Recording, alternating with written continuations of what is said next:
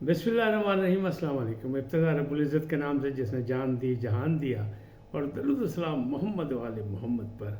आइए उनके साथ नासिर नकवी हाजिर खिदमत है। नाज़रीन, बड़ी दिलचस्प सूरत हाल है। सियासी मंजरनामा अजीब व गरीब है। बड़क का मुकाबला यानी बड़कबाजी का मुकाबला चल रहा है और हर दो जानिब से चल रहा है। इसकी तफसीलात से आपको आगाह करूँगा। ख्वाजा आसिफ का पंगा नहीं साबित हुआ चंगा, ये क्या केस है।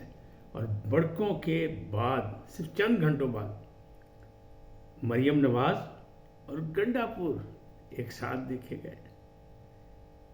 SIFC के इजलास में शेर बकरी एक घाट पर थे। डोनाल्ड झूठा है, साइफर केस का रीप्ले चलाया जाए।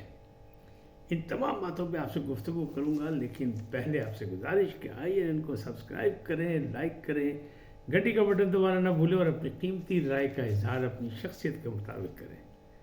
जी नाज़रीन, पहली बात कि ख्वाजा आसिफ का पंगा नहीं साबित हुआ चंगा। वो कहते हैं हर कोई पंगा लेंदा है, कोई चंगा लेंदा है, कोई मंदा लेंदा है। पंगा लेना चाहिए पर चंगा लेना चाहिए, मंदा नहीं लेना चाहिए। यानी पर मंदा नहीं चंगा लेना चाहिए, इस तरह ये कहते हैं लोग। अब इस सूरत हाल क्या है। बड़क मारी थी ख्वाजा आसिफ ने पहले कि जनाब 2 जर्नलों को हम कौमी असम्बली में तलब करेंगे, और वो कौन थे? वो जनरल बाजवा और जनरल फैज़। तो जनाब उस पर हो गया फटा, इनडायरेक्ट फटा पैगाम पहुंचा। और हालांकि उनसे पूछा भी गया था कि जनाब क्या प्रोग्राम है आपका, आपको घर भेज देंगे अगले। कहने लगे मैं घर जाने के लिए तैयार हूँ। आगे भी घर गए थे, हम जेल भी गए थे, जेल भी जाने को तैयार है। लेकिन अब ये मसले मसाइल के हैं, तो अब ख्वाजा आसिफ कह रहे हैं कि भाजी चलो छोड़ो, जो हो गया बस ठीक है। देखिए इस तरह बात नहीं चलेगी।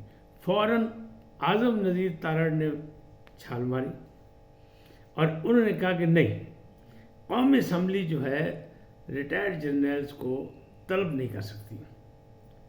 लेकिन वकालत करते करते, वकील है ना, वकालत करते करते उन्होंने कहा हाँ अलबत्ता कायमा कमेटियों के सामने उनको बुलाया जा सकता है। यानी तलबीदा फटा तो फिर उससे तय रहा, यानी मासला तो गड़बड़ी रहा ना। तो वो ये कह रहे हैं, इस पे उनको पैगाम दे दिया गया। और ऐसा लगता है कि अगर इस पर उन्होंने अपनी इस्लाह ना की, यानी हुकूमत ने, उन्होंने मुराद हुकूमत है, वज़ीर दफ़ा है ख्वाजा आसिफ, लेकिन आप क्या समझते हैं ये पंगा उन्होंने खुद अपनी मर्ज़ी से लिया, अपनी ख्वाहिश पे? नहीं, इतने पावरफुल वो नहीं है। तो बैकग्राउंड पे सोच किसकी है क्या है, लेकिन ख्वाजा आसिफ अब बिल्कुल गोलमोल कर रहे हैं बात को। लेकिन इस पर अंसार अब्बासी ने एक द न्यूज़ में एक आर्टिकल लिख दिया और उन्होंने कहा समझ नहीं आ रही कि ख्वाजा आसिफ को घर जाने की इतनी जल्दी क्या है, क्योंकि उनके पास इंतखाबी मैंडेट जो है वो भी मुतनाज़ा है, और अभी हुकूमत के मसाइल भी बहुत ज़्यादा है। बहरान है, मुआशी बहरान, अदम इस्तेकाम, अदम सियासी इस्तेकाम। तो उस तरह तवज्जो ने उन्होंने ये क्या कर लिया। तो इसकी खोज लगाई जा रही है कि ये हुआ क्या और क्यों ऐसा हुआ। बहरहाल निकल आ गया एक आध दिन में ये बात भी। लेकिन दूसरी बड़क जो मारी थी वो थी जनाब बहुत बड़ी बड़क। KPK के वज़ीर आला अली अमीन गंडापुर ने कहा कि जनाब मेरे वारंट जारी करने वाले सोच ले, पंजाब हुकूमत भी और वफाक भी, कि जनाब डेरा इस्माइल खां में भी FIR मौजूद है। अगर हमने KPK से पुलिस भेज दी मरियम नवाज, नवाज शरीफ और आसिफ जरदारी की गिरफ्तारी के लिए, फिर क्या होगा। लेकिन जनाब वो ऐसा हो नहीं सकता, लेकिन बड़क मारी थी और फिर नहीं हुआ। चंद घंटे लगे, सिर्फ चंद घंटे के बाद शेर बकरी एक ही घाट पर नजर आए। SIFC का एक इजलास हुआ, सिपा सालार भी वहाँ मौजूद थे, वज़ीर आज़म भी वहाँ मौजूद थे, और चारों सूबाई वज़ीर आला भी वहाँ मौजूद थे। यानी सरफराज बुगटी, मरियम नवाज, मुराद अली शाह और अली अमीन गंडापुर, और एक ही सफ में सब खड़े हुए थे। महमूद अय्याज, यानी जो एक दूसरे को कमतर समझते थे, सब एक ही जगह थे। तो ये मामला जो है ये भी सामने के सामने आ गए। अब क्या होगा, इसका मतलब ये क्या है کہ ان سیاستدانوں کے دانت ہاتھی کے ہیں، دکھانے کے اور کھانے کے اور، یعنی جب اپنی ضرورت پڑے سب اکٹھے ہو جاتے ہیں، تو اکٹھے تھے۔ اور SIFC ایک ایسا مطلب پلیٹ فارم ہے جسے سپہ سالار بھی موجود تھے، اور سب نے چاروں صوبائی وزراء نے تعاون کی بھی یقین دہانی کرائی اور اپنا اپنا حصہ بھی ادا کرنے کی یقین دہانی کرائی، بمائے علی امین گنڈا پور۔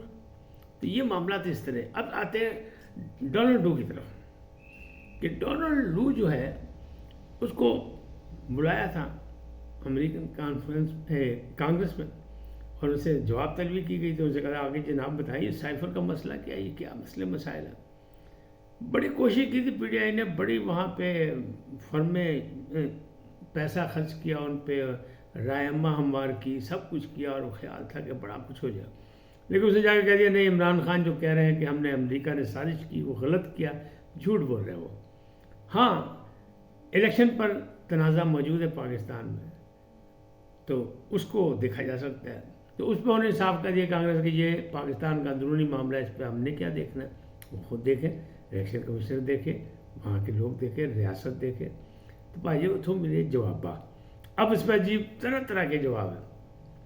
حضرت عمران خان صاحب کہہ رہے ہیں، یعنی مرشد اعظم کہہ رہے ہیں کہ بیرسٹر گوہر علی خان نے ان سے ملاقات کی، تو انہیں آ کے بعد میڈیا کو بتایا کہ وہ کہہ رہے ہیں کہ اسے ری ایکشن ہونا چاہیے، ری پلے چلایا جائے سائفر کا، دوبارہ اسے ری شیڈول کر کے کیس سارا پھر سے چلایا جائے، اور ہمارا مطالبہ یہی ہے کہ یہ، بلکہ گوہر صاحب نے یہ بھی کہہ دیا کہ اسد مجید کو آ کے بیان دینا چاہیے، ابھی تک اسے ریئیکشن کیوں نہیں دیا یہ ڈونلڈ لو کا، اس پہ ریئیکشن دینا چاہیے کہ جھوٹ بول رہا ہے، یہ ہے وہ ہے وہ۔